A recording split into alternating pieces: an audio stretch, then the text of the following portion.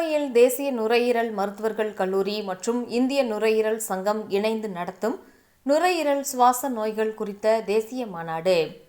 கோவையில் தேசிய நுரையீரல் மருத்துவர்கள் கல்லூரி மற்றும் இந்திய நுரையீரல் சங்கம் இணைந்து நடத்தும் நுரையீரல் சுவாச நோய்கள் குறித்த தேசிய மாநாடு 2024 இன்று முதல் 4 நாட்களுக்கு நவம்பர் 21, 22, 23, 24 PSG மருத்துவ அறிவியல் மற்றும் ஆராய்ச்சி நிறுவனத்தில் நடைபெறுகிறது.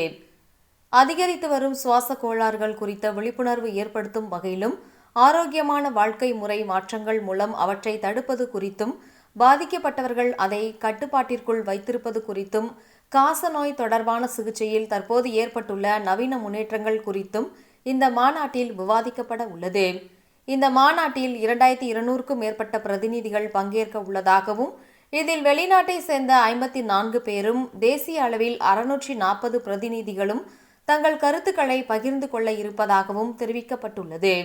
மேலும் மாநாட்டில் நுரையீரல் தொடர்பான தீவிர சிகிச்சை மற்றும் சுவாச மருத்துவம் ஆகியவற்றில் ஏற்பட்டுள்ள சமீபத்திய முன்னேற்றங்களை உள்ளடக்கிய 9 அமர்வுகள் இடம்பெறுவதாகவும் இந்த துறையின் முன்னணி மருத்துவ நிபுணர்களின் 600 சொற்பொழிவுகள் நடைபெறுவதாகவும் தெரிவிக்கப்பட்டுள்ளது.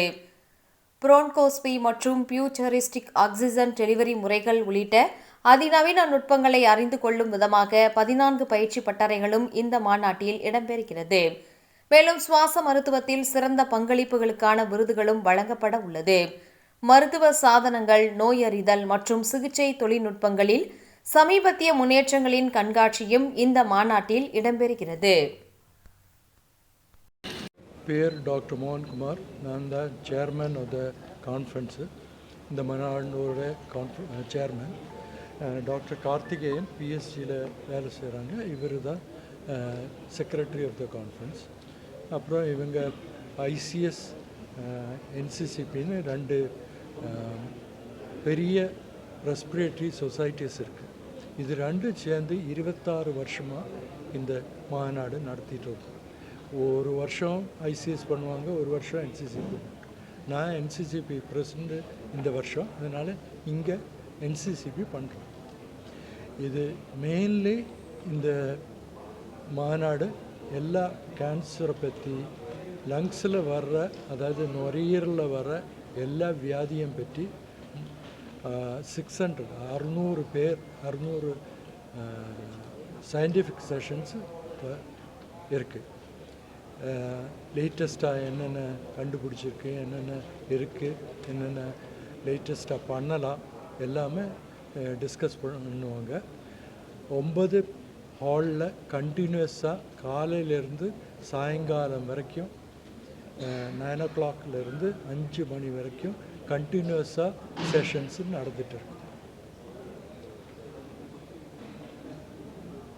மற்ற டிசீஸ்க்குலாம் வந்து அவேர்னஸ் ஹார்ட் அட்டாக் வந்து பிஃபோர் அட்டாக் பண்ணுவோம் அப்படின்ட்டு லங்ஸுக்கு என்ன அவேர்னஸ்? லங்ஸு அவேர்னஸ் இப்போ நாங்கள் நேற்று நாங்கள் ஒரு வாக்கத்தான் பண்ணோம். சிஓபிடி பற்றி அவேர்னஸ் வர வைக்கிறதுக்கு.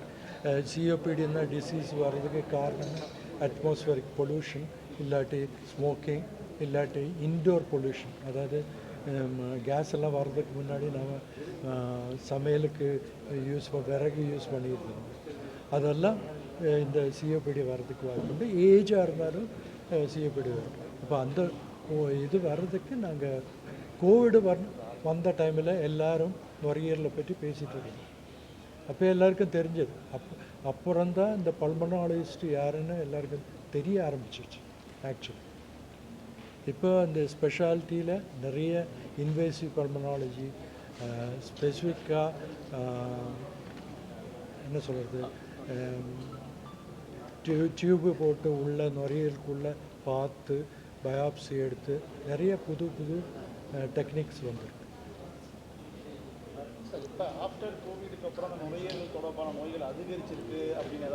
அப்படி இல்லை, போஸ்ட் கோவிட் சிக்கலே அப்படி கொஞ்சம் பேருக்கு, அதாவது நிறைய பேருக்கு இல்லை, ஒரு 5லேருந்து 10% பேருக்கு மூச்சு திணறல் அந்த மாதிரி வரதுக்கு வாய்ப்பு.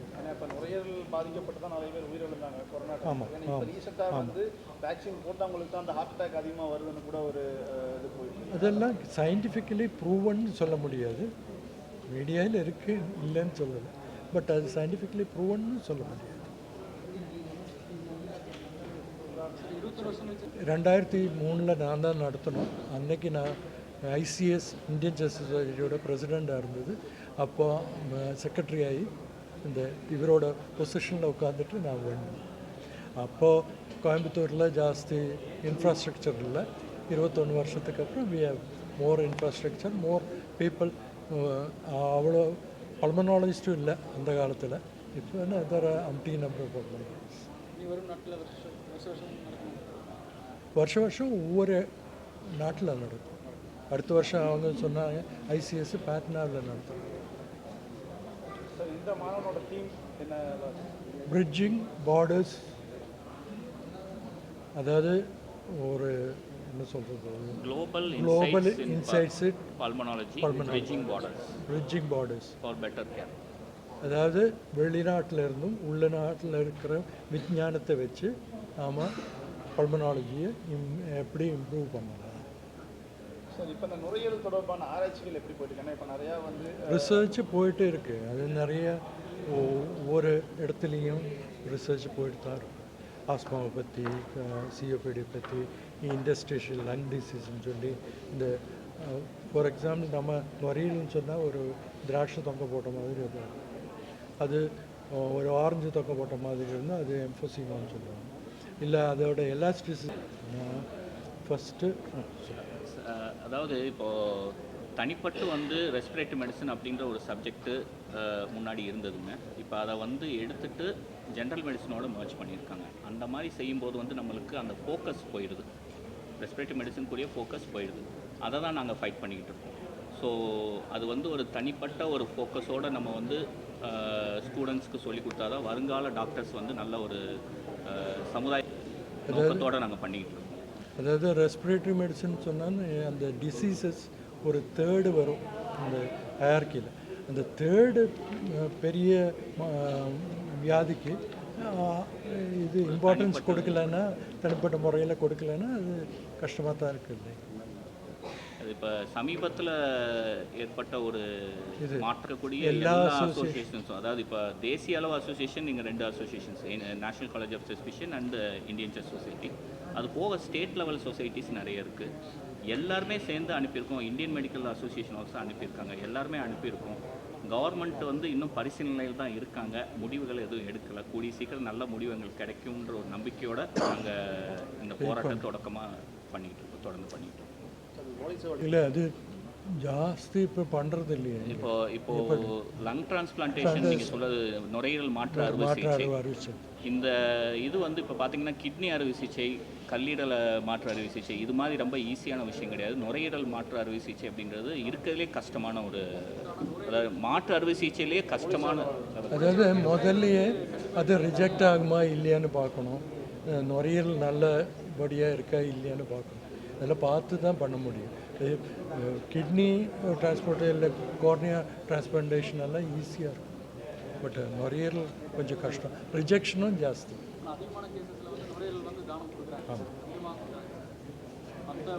நுரையீரலுக்கு டிமாண்ட் நிறைய இருக்குது. இப்போ நிறைய எண்ட் ஸ்டேஜ் லங் டிசீஸ் இருக்குது. கிடைச்சானா ஓகே. இப்போ பொதுவாக கிட்னி